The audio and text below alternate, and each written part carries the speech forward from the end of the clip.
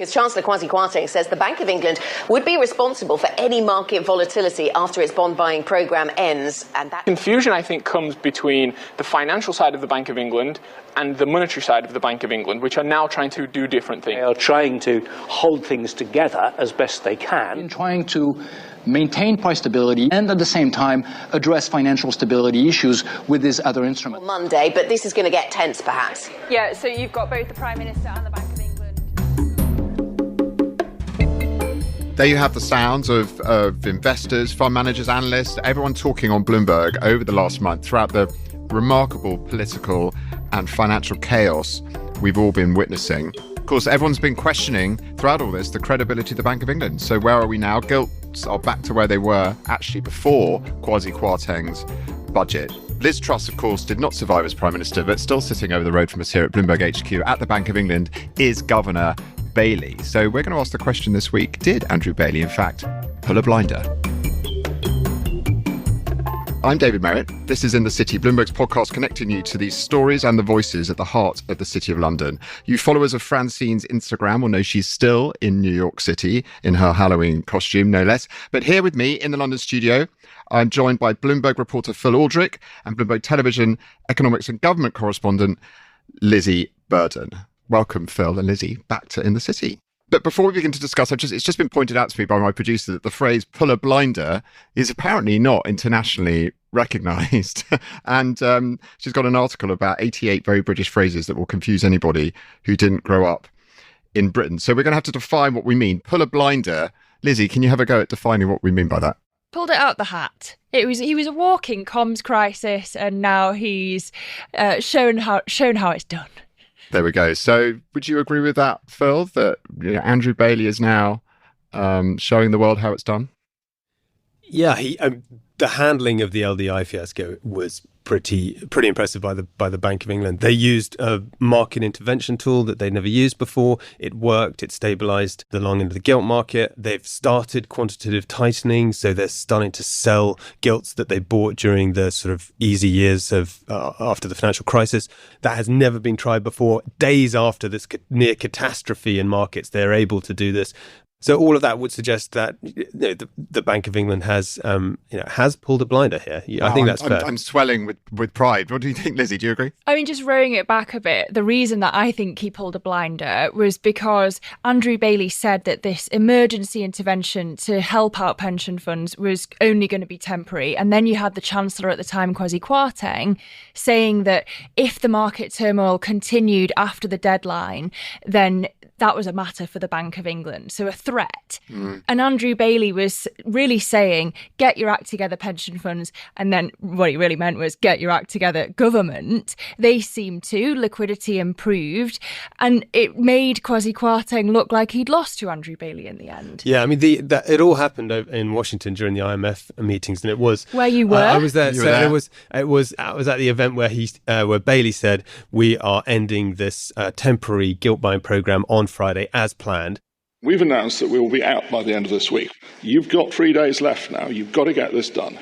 That was also when Kwarteng said, I'm not going anywhere, right? Yeah, exactly. and then literally the next day, Kwarteng is pulled back to the UK, sacked on the Friday, and the government then changes its fiscal policy, which was what was unsettling markets. Speaking to bankers and investors in Washington, because there was this big ancillary convention called the International Institute for International Finance meetings. They were all saying the problem is not necessarily what is happening in markets. The core of the problem was the fiscal plan that was the mini budget. They have to deal with that. And Bailey did kind of give the government a very strict deadline to address this, and they responded. And of course, it caused complete mayhem at the top of politics. And let's not forget, what's so embarrassing for Kwarteng and Truss is that they spent the whole summer trashing the Bank of England and saying that the BOE didn't do enough to fight inflation, that its mandate needed reviewing. And then before they U-turned on the whole budget, sacked Kwarteng and Truss went as well. They had to go cap in hand to the BOE and say its independence was sacrosanct and basically drop the mandate review. I mean, it's just exhausting, and I think people listening to this will be, their heads are spinning, right? Like all of ours were tracking this. So just dialing this back to when we all last sat down in the summer, the Tory leadership campaign was in mid-flow. And as you said, Lizzy, sort of a lot of barbs are being thrown around.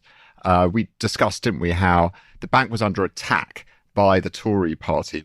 The Bank of England persisted beyond any rational interpretation of the data to tell us that inflation was transient. I think we need to look at the best practice around the world, the countries who've been most successful at controlling inflation. For example, the Bank of Japan. I think Liz Truss used the phrase bean counters, right? About the people who are too obsessed with balancing the budget or maybe reining in inflation. And, you know, the bean counters, as we've now seen, bit back, didn't they? Big time. And they've now won the argument. But could you just sort of spell us out a little bit for the listeners to explain how we got here right now? You know, you mentioned, Phil, that the banks started tightening on the quantitative tightening before anyone else, and then it had to do this emergency measure. But can we just sort of give everyone a little bit of a timeline? Liz Truss wins. She announces that mini budget with Kwasi Kwarteng. Talk us through what happened in the next couple of weeks. Well, it was the Queen died, of course. That was the interregnum. So you had basically 10 days of zero government, and then literally just within a few days, the mini budget was out, and the bizarre thing was that a lot of the mini budget had been trailed in advance. Like 35 billion of the 45 billion tax cuts was trailed in advance. But the tone of the statement, the fact that the Office for Budget Responsibilities, the chief bean counters for the UK, were not involved in this. So there was no sense of forecast, and there was no watchdog who was just and they'd sacked the head. They civil servant servant the Treasury, Tom Scholar, right? First thing Kwasi Kwarteng did on becoming Chancellor. So no one's marking their homework. They pushed back, and they've lost. Exactly. And so Scholar really knew, he had deep connections with the markets. He had deep knowledge of the financial crisis, having been there during the 2008-2009 financial crisis. And so they lose all this expertise, and they deliberately sideline the people who can basically mark the government's homework. And of course the markets just suddenly here they get this. The tone from Kwarteng was like, we're going to be ambitious and we're pushing ahead. He completely ignored what was happening in global markets at the time, which was generally interest rates were rising, and the higher interest rates obviously are increasing debt servicing costs, and so the sustainability of the public finances, there's going to be questions about it. There was apparently 30 billion of headroom. He spent the lot, then went beyond it, and actually the real picture was probably that the 30 billion of headroom had shrunk because we were looking at recession and higher interest rates. What did he say at the time? Markets will do what they will. What they will, right? Reacting they will. And exactly. And so there's this kind of turning point at the mini budget where everybody has listened to the words, and suddenly you see it written down that they don't care about these issues, and the market just literally just flips, completely flips, and you have these immediate, the collapse in the pound to a record low, like a historic low ever, and this spike in government borrowing costs, which caused complete catastrophe at this long end of the market, which blew up these LDI funds. That was the key thing, wasn't it? You mentioned LDI. Just to explain what everyone means, this is the pensions market, right? The crisis in the pensions market was linked to the surge in borrowing costs for long-dated UK government debt, and that's what really freaked everybody out, wasn't it? Yeah, because they had collateral demands, huge collateral demands, so that when prices fell and yields rose, to raise the necessary cash, they had to sell more gilts. It created a doom loop, and it was all about the pace of this money flooding out the door, not really the level. And that's what the Bank of England had to step in. And that's when the Bank of England woke up, right? Or when I should be fair, I'm sure they were awake all throughout, right? But that's when they had to take really quite serious action. Do you remember, Phil, we were warned about the market reaction. We had Martin Reel, the former BOE policymaker, on Bloomberg TV, not a headline hunter, as Phil put it. Bit of a bean counter, maybe? Yeah, a bean counter, indeed. Yes, he is the ultimate bean counter. He said there was going to be a run on the pound, and this was the night before the mini budget. 24 hours before, wasn't it? And I must say I expect the same sort of thing will happen with Kwarteng's policy, that there'll probably be, although I wouldn't like to say when, there'll probably be a clear run on the pound, and then the Bank of England will be forced to put up interest rates to stabilise the exchange rate, much as we have. And former Chancellor Philip Hammond came on. He said the market is watching. The markets are looking very, very closely at political pronouncements, and the UK does face some serious headwinds. So Spreadsheet Phil, as he was known, right? Another being counter-in-chief, right? They were right. They were all right, right? Lining up to warn everybody. Well, in the end, we all know what happened, right? Liz Truss had to first of all fire her Chancellor, And then in the end, her entire political project was in tatters and she had to resign as well and became the shortest tenured prime minister in British history. At the Bank of England, can you just explain a little bit more about what they'd been through? Because, of course, they were about to start quantitative tightening, and that was the plan to start selling again the vast reserves of UK government bonds they'd built up, £900 billion since the financial crisis. The first central bank to go ahead and do that. But then they had to suddenly reverse ferret on that, didn't they, around to save the pensions market. I mean, I remember on Bloomberg television that day, we were calling it quantitative confusion because we weren't sure which way they were going to turn. Can you give us a bit of insight what was going on in the bank at that time? Well, I mean, so when we talk about Bailey playing a blinder, I think you should distinguish it into two periods. So there was the period of the immediate crisis after the mini budget, and I think that was dealt with, a series of events that were pretty disastrous. They handled it very well. Prior to that, they've had years to get on top of areas of the market where they could see potential instability, and also to build proper functioning tools to fix markets when they absolutely need to in a crisis. And I'd say that they failed quite considerably at that end. In terms of the preparation, in terms of the oversight. This is the financial stability mandate. Yeah, that they have, financial to stability stop mandate. Another financial crisis. In COVID, there was this dash for cash. Bailey has since, in recent weeks, conceded that what the bank did then was a £200 billion quantitative easing bond purchase, which was basically exactly the same as what they did after the LDI crisis in the last few weeks. So they bought gilts off market participants directly, and that was presented as a quantitative easing mechanism back in the dash for cash days at the start of the pandemic, because monetary policy had to be loosened at the same time, and so they were loosening monetary policy, so doing normal QE, but also at the same time it was serving a market stability function. Now, they knew at the time that there would be a day when interest rates were rising, when QT was happening, so QE was being sold, and they would get a market blow up, and the only thing that they could do would be to buy gilts. So they would effectively restart QE on a financial stability mechanism rather than a monetary policy mechanism. And they knew this would cause vast confusion, but they didn't get on top of this matter. And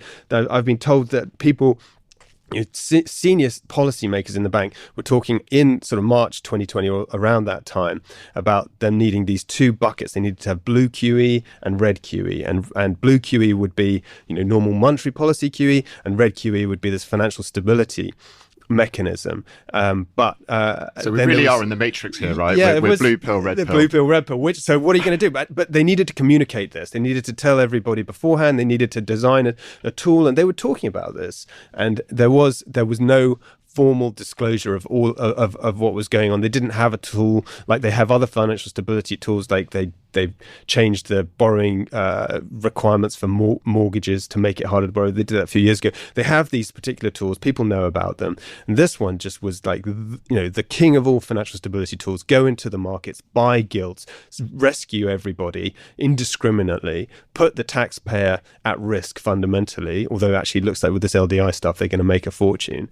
But it hadn't been communicated, and they didn't really have it properly set up. So in that respect, it was bad. But in the actual crisis, they then just sort of unleashed everything they knew they were going to have to do, and they did it very well. And the outcome has been to stabilise them. I mean, thinking about the outcome, right? So there might have been a bit of chaos behind the scenes, but the market is back. As I said, gilt yields are back now at the long end of the curve, back down to where they were before the mini budget. We've been talking a lot about what sort of permanent scarring is there in terms of the gilt market, in terms of London's reputation, in terms of the Bank of England. But isn't it the case now that things are sort of back to where they were and it's business as usual? Well, I did an interview with the Trade Secretary, Kemi Badenoch, which suggests to me that we're still a little bit, perhaps, in the Truss era, because she was criticising the Office for Budget Responsibility. She said that its forecasts are not always right. Yes, I do dispute the OBR's forecast, because what happens with trade depends on the actions that I and my colleagues across government take right now. The OBR is probably making a forecast based on how we used to do things. They don't know how we're going to be doing things. So I think wait and see. We were talking about whether the OBR's forecasts on Brexit mean that the Trade Department ought to reconsider the relationship with the EU. And she was referring back to her time as a Treasury Minister. But really what's interesting about questioning the OBR at this moment, when we're about to have a budget on November the 17th again, is that she's kind of undermining its credibility by questioning its sums, just as Kwarteng was doing with the BOE, just as, Mark Carney, the former BOE governor, said that the government was undermining the credibility of the UK's economic institutions. Sunak and Jeremy Hunt, the new Chancellor, are going to have to rely on the OBR's forecasts to get credibility in markets that they can balance the books. Are we to think that we can believe the OBR's sums on growth if we can't believe them on Brexit? Yeah, I was in Washington when the day that Liz Truss resigned, and there was a lot of kind of sympathetic faces around there. The people who've been covering the Trump White House and the sort of the chaos that we've been seeing had totally broken through in America and all around the world. And they were saying, are you okay? With all this chaos. And there was a bit of a sense, wasn't there, when Sunak was anointed, that maybe we're in for a period of calm here. Maybe, we're back to a little bit more of a kind of traditional conservative approach and a little bit of the heat taken out of debate. But what you're saying, Lizzy, is that, it's the same group of MPs, isn't it, sitting in the Houses of Commons, and maybe Sunak's priorities are not that much different to his two predecessors, in fact, both Truss and Boris Johnson. Well, everyone's pinning their hopes on Rishi Sunak, but I think you have to ask, dig a little deeper. Let's go past his economics. Is he really a Brexiter? I was wondering, is he just a Brexiter because... He likes to say he is, doesn't he? Yeah, well, you'd need to be a Brexiter if you wanted to rise to the top of the Tory party, get into power and make change in government. But I've been speaking to people who say, look, he's an Atlanticist. He went to Stanford, he worked for Goldman. In his heart, he believes in Brexit. Then think about the Rwanda policy. He's reappointed Suella Braverman as Home Secretary, and we are to understand that he does believe in sending asylum seekers to Rwanda. Doesn't go down well with swathes of the UK population. Yeah. Green policy. He demoted 2 climate ministers. He said he wasn't going to COP, but while we've been on air, he said that he will. Oh, there we go. But nonetheless, I think Alok Sharma is not attending cabinet. There's a question mark over his green credentials. I guess we know that he is sort of fiscally conservative. So that much was clear during the Boris era, where he had fights with Boris Johnson about paying for stuff. Cakeism was not his economic strategy. But what we don't really know about him, as you're kind of alluding to, is his social and his cultural vision for the UK. So we've still got to learn who Rishi is. Someone described it, Jill Rutter at the Institute for Government, she said it's not Singapore on Thames that he wants to create here, it's California on Thames. It's right. We want to bring Silicon Valley. venture capital spirit of entrepreneurialism to Britain. That's his kind of vision. Yeah, right. And in terms of how that spills over to the City of London, right, and his relationship with the Bank of England as well, what does that mean? I mean, I think he's talked about obviously boosting the city, and they've got the services bill. The financial services bill is making its way through. But, one thing that really struck my eye this week was this suggestion, and this has been a controversial amendment to that bill, that the government can override the city regulators if there's some, what they would say is an emergency reason, but really for any reason that they deem necessary. So again, to this point about attacking the institutions of Britain or the city, the financial services bill in front of Parliament at the moment, if the reports are true, is going to chip away at the independence of institutions like the FCA and presumably the Bank of England as well. And that's got to hurt as well in terms of global investors, hasn't it? Well, Sam Woods from the Bank of England said that at Mansion House last week, that it would undermine the credibility of the city internationally. And well, you need to think about the offering of the city under Sunak if you're going to have all these tax rises as well, because the UK Finance was warning that London might be less competitive than Frankfurt and New York, but at the same time he and Jeremy Hunt need to balance the books. As they say, there are eye-wateringly difficult decisions to make. And Sam Woods, the head of the Prudential Regulation Authority at the Bank of England, Rishi is a pure Brexiteer because he backed He backed in 2016. He'd only just become an MP, and at that point, he was going against the government because the government was a Remainer government under Cameron. So he took an ideological position there, and now you've got Brexit, and what you don't have is we have access to the financial services in Europe, and so they're not granting us equivalence. You can see his thinking. We need to be Singapore or California on terms. We need to deregulate. We need to take advantage of this. But of course, as the regulators point out, you need to have a really stable financial centre. That is a prerequisite of a strong city. So there's this balance which he's obviously trying to strike, which the regulators think he's planning to go too far on, which is a sort of deregulatory drive to boost growth using the city, which was kind of what happened in the 80s under Thatcher with the Big Bang. But you're not going to get a new Big Bang when everything has already been deregulated. So it's all, it's a really tricky one to see how this one's going to work out, and they're certainly going to go up against the institutions again. So to your point, that this fight against our institutions isn't over. Yeah, and so in that fight, just to bring us back to where we started on this, did the institutions manage to pull a blinder? We've seen Andrew Bailey ride out this storm, and he's gone from the comms disasters, as you said, Lizzie, to actually outlasting that Prime Minister. I mean, so do you see his that project continuing? We're going to hear from them. We're recording this on Wednesday, by the way. We have the bank announcing what everyone's expected to be another 3/4 point rate hike tomorrow. Potentially, we might be nearing the peak of interest rates. Are things looking rosier next year? Is the bank going to have an easier ride? I mean, if you take what's happening in the economy at face value, there is going to be a natural sort of squeezing out of inflation as we head into what is expected to be at least a shallow recession. So in terms of what the bank has to do, if we're already kind of having a recession, they won't have to raise rates quite as aggressively. But I imagine they're going to do a 3/4 point rate rise now because they're kind of behind everyone. The bank went first on raising rates. It then just sort of went at a more gradual pace. It's gone first on QT, and it's gone first on QT, yeah. But it's been criticised for being slow. New Zealand is the only other bank doing it. Apologies to New Zealand. They're not one of the G7. So they're the first major. The Bank of England is the first major one to be doing this active selling of gilts, which is proper sort of intervening again in the markets, which can dislocate things. So, But in that sense, Bailey's won because he's got back to what he wanted to: inflation fighting and retooling if there is another crisis. Can the bank complete its plan for quantitative tightening over the next 12 months? It really wants to start reducing that huge bank of gilts that it owns. This latest blow up came out of, well, you said they should have expected it, but from their perspective, came out of nowhere. Is it going to be able to complete that program and kind of complete its arc of the interest rates over the coming months? Andrew Houser at the Bank of England, he's the head of markets. He's this massive brain.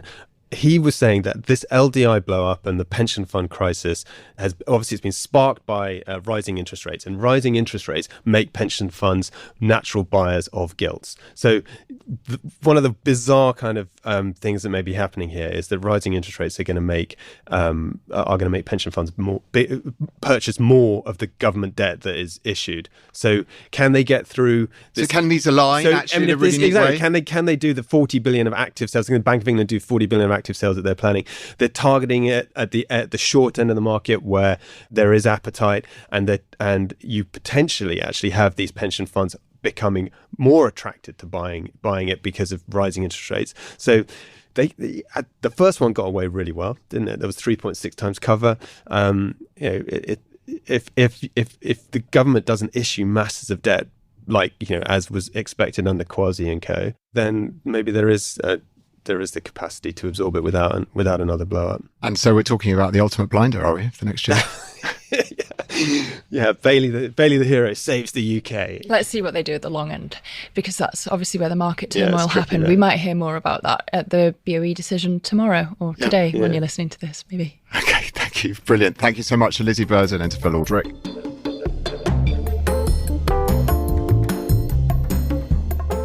Thanks for listening to this week's In the City. We will be back next week. But in the meantime, if you like our show, please head on over to Apple Podcasts or wherever you listen to podcasts and rate, review and subscribe. This episode was hosted by me, David Merritt. It was produced by Summer Sadi, And special thanks to Phil Aldrick and Lizzy Burden.